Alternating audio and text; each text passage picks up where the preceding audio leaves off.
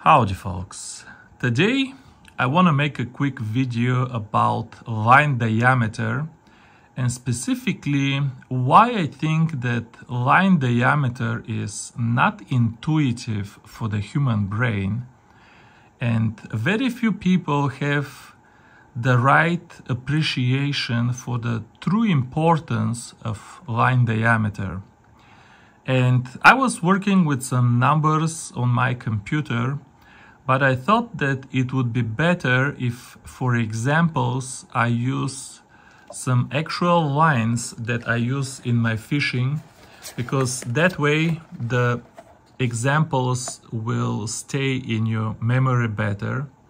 So these are the lines that we're gonna use in the examples in today's video. I actually have 4 of them and I use all 4 of them.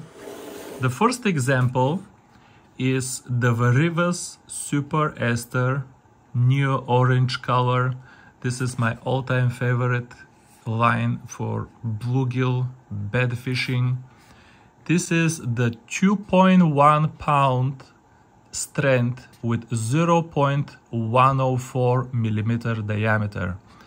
The 2.1 pound is not diameter, folks. That's the breaking strength of the line. 0.104 millimeter is the diameter. The next line is Varivas Super Trout. That's what we're gonna call it. There is too many words on the spool of any Varivas line.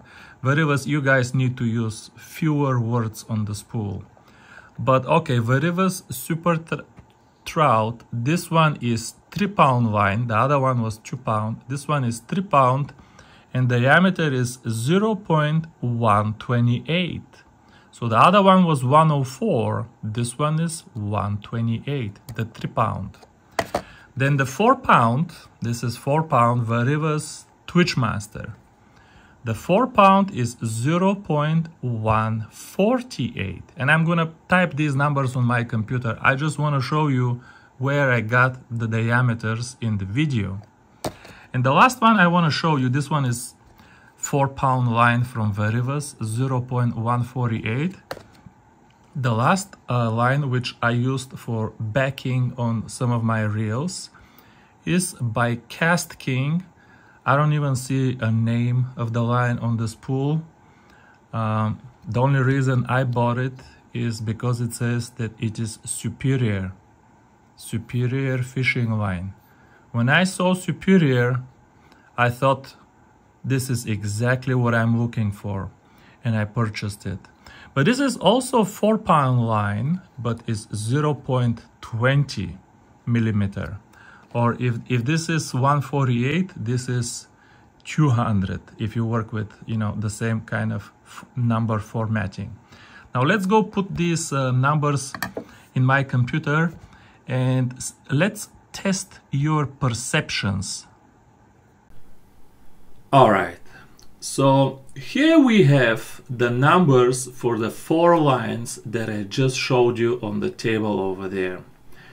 Now, let's see what kind of perception do these numbers project in a normal human mind. Let's first compare the 3 pound versus the 2 pound. And let's, for the sake of simplicity, for the entire video, assume that all 4 of these lines are monofilament, just so we don't have to address distracting questions. It doesn't change anything for the point that I'm making in this video. So we're assuming that all 4 of these lines are monofilament. So comparing 3 pound versus the 2 pound Varivas. Most people, I hope, when they compare 104 with 128, can quickly tell that 128 is like 20% thicker. But is it really worth it dropping from 3 pounds to 2 pounds breaking strength just to gain whatever 20% of diameter? How much am I really gaining in terms of casting distance and sensitivity and all of that? It seems like I'm gaining very little over here with these numbers, but I'm losing a lot over here on the left.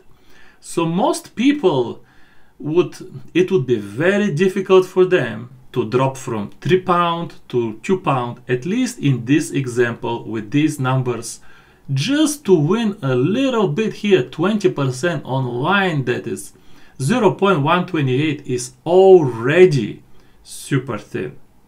And then if we compare the 2 pound versus the 4 pound varivas, and you ask people how much thicker it is, they'll tell you, well, 2 pound, 4 pound, it's like 40% thicker, because 104 compared with 148.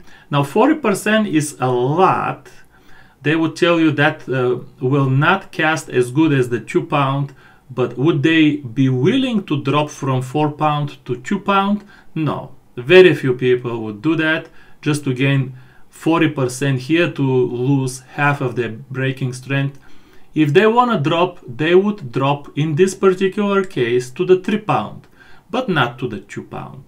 There is a big problem with these numbers, and let me tell you what the problem is. The problem is, folks, that diameter measures length, but we're not comparing length. If you think about the shape of the fishing line, it's really like a long and elastic cylinder. So if we're comparing two fishing lines, we are really comparing two cylinders. And instead of comparing lengths, we need to compare the volumes of these two cylinders. And if you want to compare the volume of two cylinders or two fishing lines, the right way to do it is not to compare the diameter of the two cylinders, but to calculate the cross section of the two cylinders or the two fishing lines. This here is the cross section. Now let's jump back to our lines and calculate the cross sections of our lines and see how they compare in reality. Here are the 4 lines that we already discussed, but this time I calculated over here the cross section for these 4 lines. And I multiplied the cross section by 10,000 if you're wondering, because I don't want to work with 4 and 5 digits behind the decimal point here. I'm only using these numbers for comparisons between the lines, so it really doesn't matter. But here I have all of the components for the calculation if somebody wants to do the math themselves. But let's do the same comparisons that we did at the beginning of the video and see how things are different now. When we compared the 3 pound varivas with the 2 pound varivas the first time, we said that for most people it's not gonna appear appealing to drop from 3 pounds to 2 pounds because you lose a lot of braking strength, and for just a little bit, or it seems to be just a little bit extra diameter. And if you look at the exact ratios, the 128 appears to be only 20% more in diameter than the 104, but the braking strength is 50% more. So let's look at the real ratio between the cross sections now. Now not the ratio between the diameter, which appears to be only 20%, but let's look at the difference in cross section. And the difference in cross section is in the last column here actually. So you can see that this number here is 1.51, which means that the 3 pound line has 51% larger cross section. It has 51% larger cross section. Now, 51% difference is no longer something that people will find negligible. We said that for the sake of simplicity, we assume that all lines here are monofilament or whatever you want them to be, but they are made of the same stuff. 51% difference in cross section, folks, would mean that the 3-pound line is also exactly 51% heavier. Now, let me tell you something that very few people have thought about. When you cast a 1 gram jig in the air, one of the things that this jig has to overcome, along with the resistance from the line going through the guides, straightening the memory of the coils, the air resistance, and a bunch of other things. But one of the things, and probably the most important factor that the jig has to overcome, is the weight of the line itself. Because if you think about it, the jig is flying through the air, and through the entire time it is pulling that line behind it. The line is sitting on the spool, and the jig needs to pull it out of there and up in the air also. So you can imagine that if you have a line that is 51% heavier and you cast the same jig, it's not going to fly as far as the 2-pound line. And we can say exactly the same thing for water resistance and sensitivity. What determines how much contact does the line have with the water? It's precisely the cross-section of the line. So if the 3-pound line has 51% larger cross-section, it's going to have 51% more contact with the water. And if you have more contact with the water, you're going to have less sensitivity. Now, all of a sudden, the performance difference between the 3-pound line and the 2-pound line does not appear to be trivial anymore. And it appears that if you want a stronger line, there is actually a significant price to pay in terms of performance. And compare the 2-pound line with the 4-pound line now. What used to appear as a 40% difference in diameter, if we compare the cross sections now, it seems that the 4-pound line actually has double the cross section of the 2-pound line. It kind of makes sense, to tell you the truth, because this is why the strength is double, because the cross section is double. And if you look at the 2 versus 3-pound line, the 3-pound line is 50% more in strength because the cross section is 50% more. All of these numbers are not that random. But let's get back to the 4-pound line. So the 4-pound line has twice the cross section. Well, this means that this line is also twice as heavy as the 2-pound line. So imagine your little 1 gram jig trying to, pull forward through the air like 50 or 60 feet, and now it needs to pull twice as heavy a line. Obviously, it's not gonna go very far. And then when it finally drops in the water, because the line has double the cross section, you're gonna have double the contact with the water. And that's gonna be a meaningful hit to your sensitivity. And if we add casking to this picture, the numbers start to get just fantastic.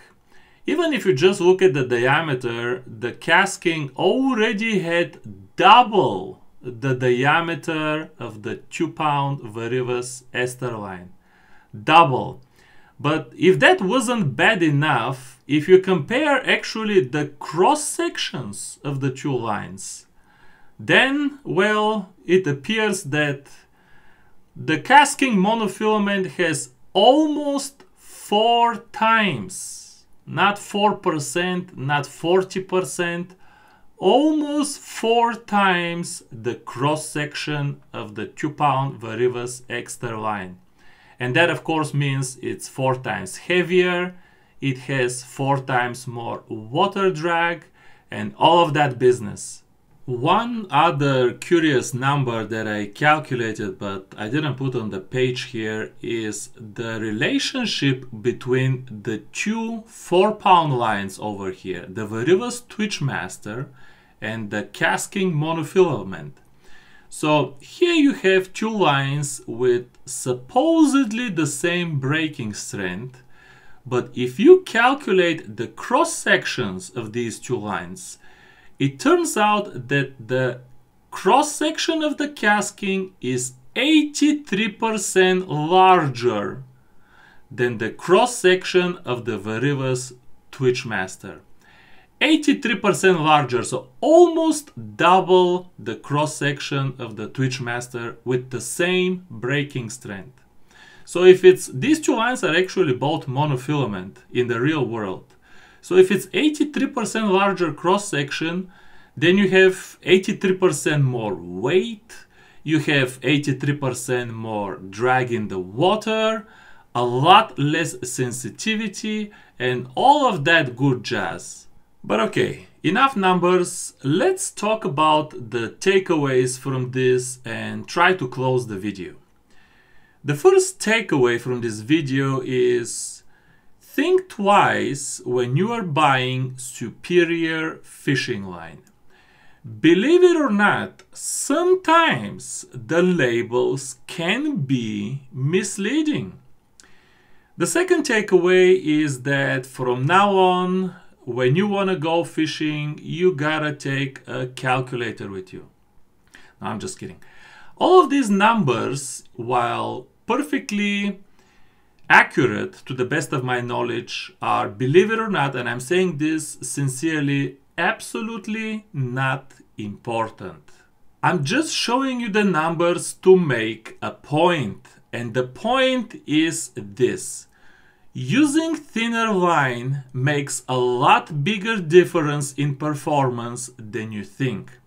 I showed you the shocking difference in the cross sections of 2-pound line and 4-pound line.